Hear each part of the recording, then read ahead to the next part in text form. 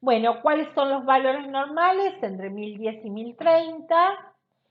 Cuando está por debajo de 1001 decimos que está diluida la orina, hay una sobrehidratación del individuo. ¿eh? Y cuando hay mayor a 1033 hay una concentración de la orina. Muy bien.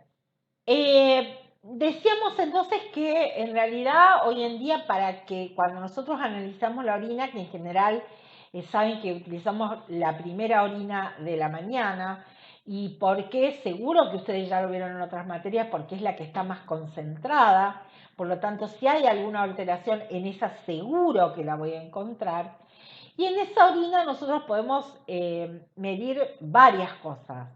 Si hay hematíes, si hay leucocitos, si hay nitritos, si hay proteína, podemos medir el pH, la densidad, la glucosa. Todos esos datos nos lo da la tira de orina. Bueno, respecto de la sangre, no solo les va a dar cuando hay hematíes presentes, es decir, cuando está el hematíe como célula completa, sino que también cuando hay hemoglobinuria, si se está perdiendo por orina hemoglobina o mioglobina, también la vamos a medir, también la vamos a medir. Cuando nosotros nos da presencia de sangre en la orina, en la tirita, ahí hay que mirar el sedimento para ver si están los hematíes. También nos permite medir leucocitos, como, bueno, esto ustedes ya lo vieron seguramente cuando vieron orina, cuál es el método en que se basa, también nos da positivo o negativo y nos da un índice de la cantidad. Nuevamente, para confirmar hay que mirar al microscopio. Los nitritos son importantes porque se asocian a bacteriurias. ¿Por qué? Porque los gérmenes lo que hacen es reducen los nitratos a nitritos. La presencia de nitritos, entonces, positivo, nos está indicando que esa orina puede tener gérmenes. Ahora, ojo, porque si la recolección de orina fue incorrecta, yo puedo tener bacterias, pero son bacterias no patológicas. Entonces, ojo cuando ustedes analizan la presencia de nitritos. Bueno, acá ven todo lo que se puede detectar con la tira reactiva y cómo le va dando los cambios en los colores de la tira y eso nos va indicando si hay o no presencia de determinadas sustancias.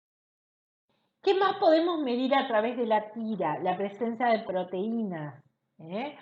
En general, lo que se hace es, primero se pone la tirita, si da negativa descartamos, pero si da positiva hay que medir en concentración, cantidad. Muy bien, también podemos medir el pH puede variar en la orina, depende de la alimentación, entonces uno puede tener orinas más ácidas o orinas más alcalinas, también puede estar asociada a la patología. Y bueno, de la densidad ya hablamos, también la vamos a encontrar alterada cuando aparezca patología. Bueno, respecto a las proteínas en orina son muy importantes. Por eso, los que trabajamos en laboratorio siempre tenemos esa idea de que no le damos mucha bola al análisis de orina. La orina completa es como que es un paso más y no la miramos con gran detalle. Y ese es un gran error para los que trabajamos en laboratorio.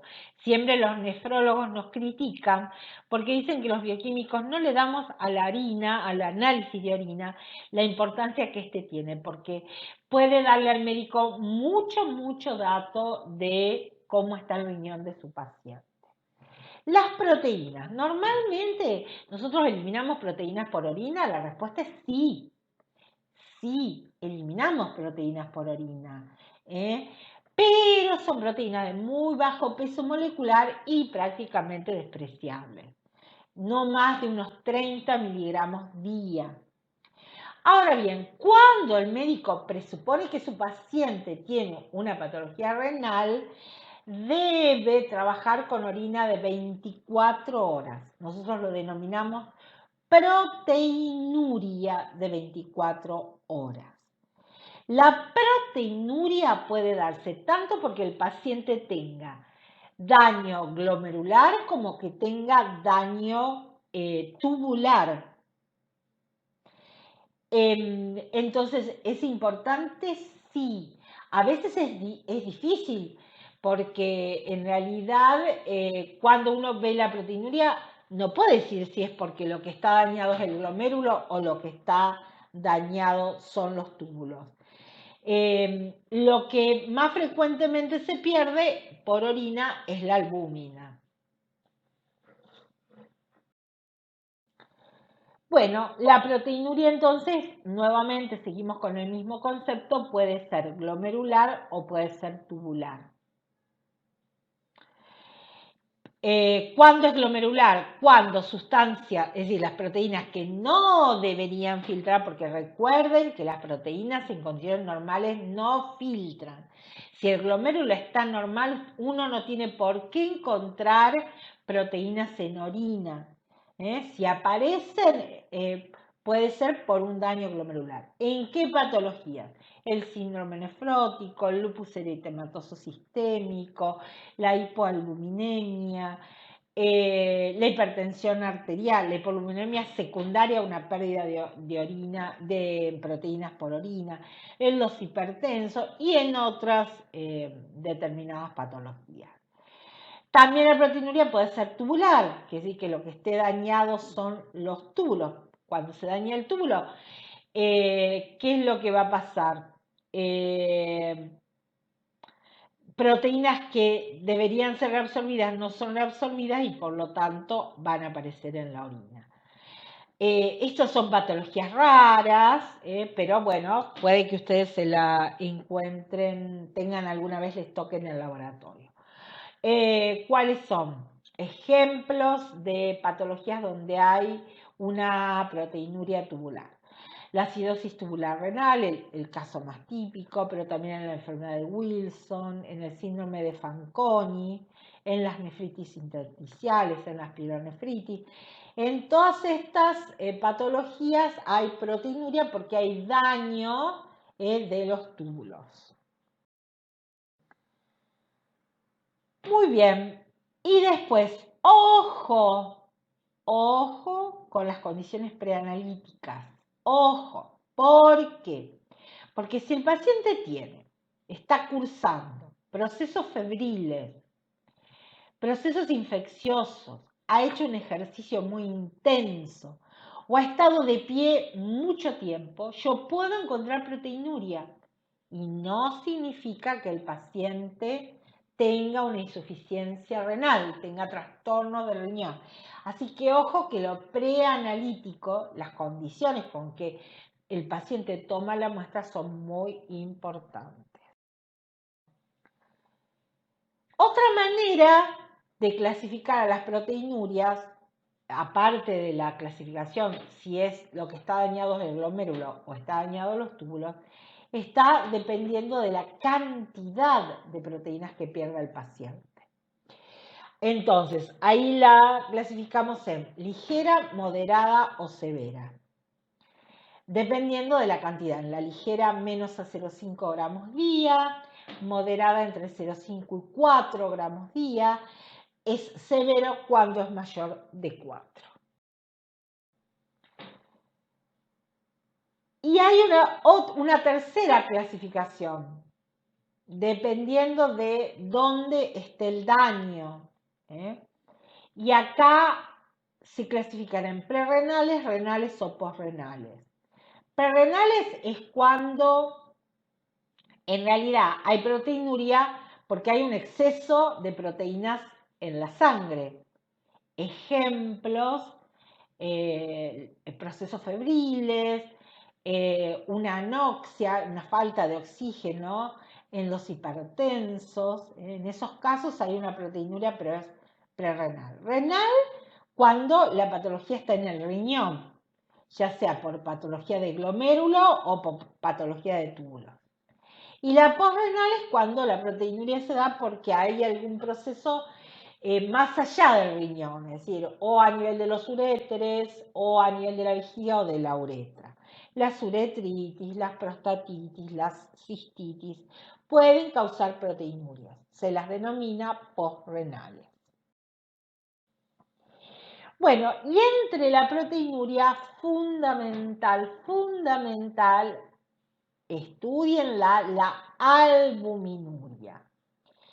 La albuminuria, ¿por qué es importante y cuándo? Bueno, en varias patologías, porque lo primero, en el daño renal, lo primero que ustedes van a encontrar es la albuminuria. Y las albuminurias pueden ser de tipo micro o macro. ¿En qué se diferencia? En la cantidad de albumina que perdemos por la orina. Decimos que el paciente presenta microalbuminuria cuando los valores son menores a 300 miligramos día. En cambio, es macro cuando es mayor a 300 miligramos por 24 horas. La microalbuminuria típica es la del diabético. Tal es así, que al momento del diagnóstico de la diabetes, ya por protocolo, por cómo se debe tratar a un paciente diabético, en ese momento el diabetólogo ya tiene que pedir el dosaje de albúmina en orina, buscando la microalbuminuria. ¿Por qué? Porque lo que se ha descubierto es que cuando nosotros diagnosticamos al paciente como diabético, el daño principalmente que la diabetes produce sobre los vasos sanguíneos, lleva desarrollándose en un promedio de 10 años. Por lo tanto, en esos 10 años, si se han ido deteriorando los vasos, también se han ido deteriorando los vasos dentro del riñón. Y los más lábiles son los capilares glomerulares. Entonces, no se va a dar en el 100% de los pacientes, pero es obligatorio que el médico, el diabetólogo, al momento del diagnóstico, pida la microalbuminuria buscando el daño renal. Muy bien, esto sería un resumen de lo que son las pruebas del funcionamiento renal. Yo también les puse un PDF donde está un poco más en detalle las pruebas. En realidad no nos hemos extendido mucho porque este es un tema que ustedes ya ven en otras materias prácticas, donde ven cómo trabaja el riñón. Vuelvo a repetir, el estudio de la orina completa es muy importante, le da mucho dato al nefrólogo, al médico, no solo la tira de orina, sino también el sedimento. Acá no hablamos de sedimento, pero es muy importante cómo ustedes miran el sedimento. Es muy importante, ustedes pueden dar mucho dato al médico. ¿Por qué? Porque a veces en el laboratorio, cuando tenemos 100, 150 orinas, llega un momento que uno mira e informa y no es así. Hay que mirarlo con detalle la orina. Bueno, espero que se comuniquen conmigo ante cualquier duda. Vuelvo a repetir, con esto entonces terminamos con esta clase la primera mitad de la materia. Después viene clase de repaso y después vamos al primer parcial.